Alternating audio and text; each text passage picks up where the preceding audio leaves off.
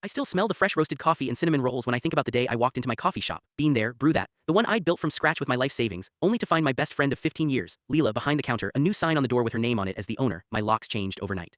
I'd opened the shop 5 years earlier after quitting my corporate job, had spent every penny I had to renovate the space, had built a loyal customer base, had made the shop the heart of the neighborhood, hosting book clubs, open mics, fundraisers for the local food bank. Leela had been there with me the whole time, my first employee, my manager, the person I trusted to run the shop when I was out of town, the maid of honor at my wedding, the godmother of my daughter. My landlord, Mr. Torres, had always told me I was the best tenant he'd ever had, that he'd never raised the rent more than the 3% in our lease, that he'd sell the shop to me if he ever decided to retire. That's when the first reversal hit. I banged on the door screaming, asking what the hell was going on, and Leela opened the door, smirked, and said, Mr. Torres sold the building to me yesterday. Your lease is up at the end of the month and I'm not renewing it. This is my shop now. You should have seen this coming. You were always too busy playing community hero to actually run a business.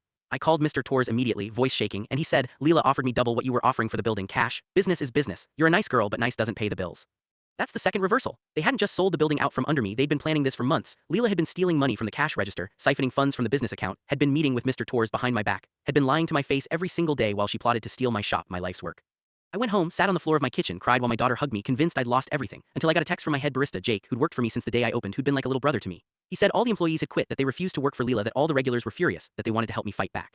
I met 20 of my regulars at the park the next day, ready to apologize for what had happened, only to have them tell me they'd already raised $50,000 to help me open a new shop, that they'd found a perfect space 2 blocks away, that they'd all promised to be my first customers. I was overwhelmed, ready to say yes, until my lawyer Mike, who had asked to look over my lease, called me and said, your lease has a clause that gives you the right of first refusal if Mr. Torres sells the building. He never offered you the chance to match Leela's offer. But I talked to his lawyer and he said Leela already filed the deed and the judge is gonna side with her because she's already taken possession. I can't help you. That's the third reversal. My lawyer had been paid off by Leela, had deliberately lied to me about the lease, had told me I had no case even though the law was on my side. I fired him, convinced I was gonna have to walk away, until I called my old mentor Maria, who'd owned a bakery for 30 years, who'd helped me open my coffee shop, who taught me everything I knew about running a small business.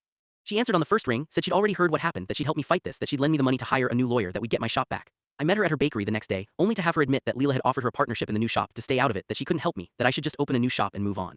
That's the fourth reversal. The woman who taught me everything I knew about business had sold me out for a piece of the pie, no questions asked. I sat in my car in the parking lot for an hour, so angry I could barely breathe, until I remembered the one rule I'd lived by since I opened the shop. Always keep a paper trail of everything, every email with Mr. Torres, every lease agreement, every bank statement, every text message with Leela, every deposit slip, every conversation.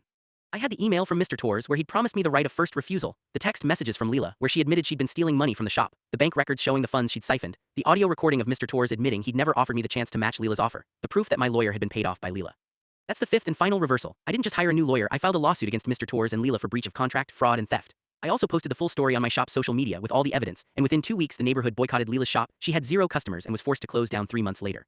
The judge ruled in my favor, ordered Mr. Torres to sell the building to me for the original price we'd agreed on, ordered Leela to pay me back all the money she'd stolen, plus $75,000 in damages. I reopened my coffee shop 6 months later, bigger and better than ever with all my original employees, all my regulars, and a new clause in my lease that protects me from ever being screwed over again.